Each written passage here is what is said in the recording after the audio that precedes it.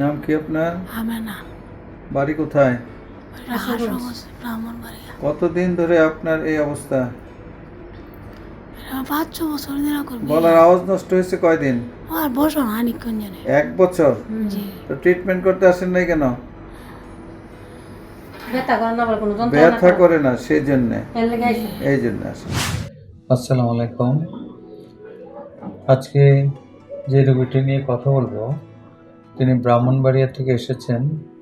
আপনার গলার যে ফোলাটা দেখছেন, এটা গত 5 বছর ধরে এই ফোলাটা আস্তে আস্তে বড় হচ্ছে এবং গত 4 মাস পূর্ব থেকে তার গলার যে আওয়াজ সেটা পরিবর্তন হয়েছে। তিনি ফিসফিস করে কথা বলছেন এবং খেতেও তার কিছুটা কষ্ট হচ্ছে। দীর্ঘদিন ধরে এই যে ফোলাটি বড় হচ্ছিল, কিন্তু তিনি ডাক্তারের কাছে আসেননি। কেন? তিনি বলছেন যে তার কোনো ব্যথা হচ্ছে না এবং তার কোনো অসুবিধা হয় না, তাই তিনি ডাক্তারের কাছে যাওয়া প্রয়োজন মনে করেননি। গলার আওয়াজ পরিবর্তন হওয়ার পরে তিনি একজন চিকিৎসকের কাছে যান এবং সেখানে পরীক্ষা নিরীক্ষা করার পরে তিনি ঢাকা আসেন।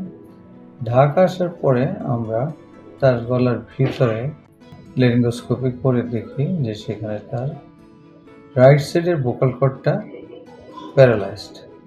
এই কারণে তার গলার ভয়েস নষ্ট হয়ে গেছে।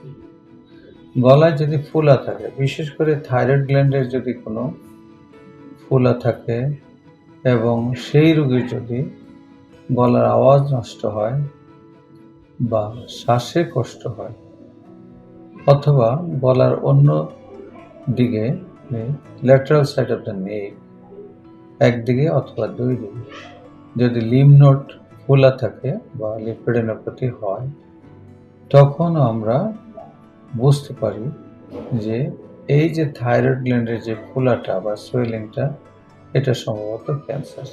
ওই রোগের অ্যাপেন্ডিক্সি করার পরে ধরা পড়ে যেটা পেপিলারি কার্সিনোমা থাইরয়েড। অন্যান্য পরীক্ষা আলট্রাসোনো এগুলিতে করেও আমরা বুঝতে পারি যে এখানে থাইরয়েড গ্ল্যান্ড থেকেই ফোলা হয়েছে এবং গলার সাইডে আরেকটা বড় ফোলা হয়েছে।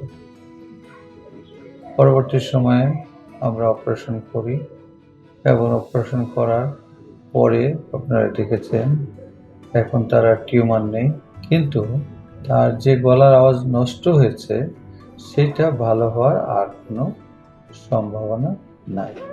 পরবর্তী সময়ে অন্যদিকের যে ভালো ভোকাল কর্ডটি আছে সেটার কারণে এক সময় হয়তো কম্পেনসেট করলে তিনি একটু স্পষ্ট সুরে কথা বলতে পারবেন, কিন্তু রোগের জন্য যে ভোকাল কর্ড নষ্ট হয়ে যায় বা যে রিকারেন্ট লেঞ্জিয়াল নার্ভ এফেক্টেড হয়, সেগুলি সাধারণত অপারেশনের পরেও আর ভালো হয় না।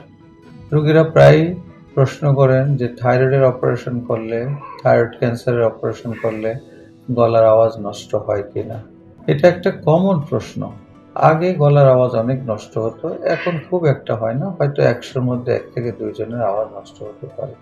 সেটা কখন হয়? যদি রিভিশন সার্জারি হয় বা অনেক বড় থাইরয়েড গ্ল্যান্ড হয় বা যদি লেরিংসের সাথে সে লেগে যায় শক্তভাবে, তখন এই জিনিসগুলি হওয়ার চান্স থাকে।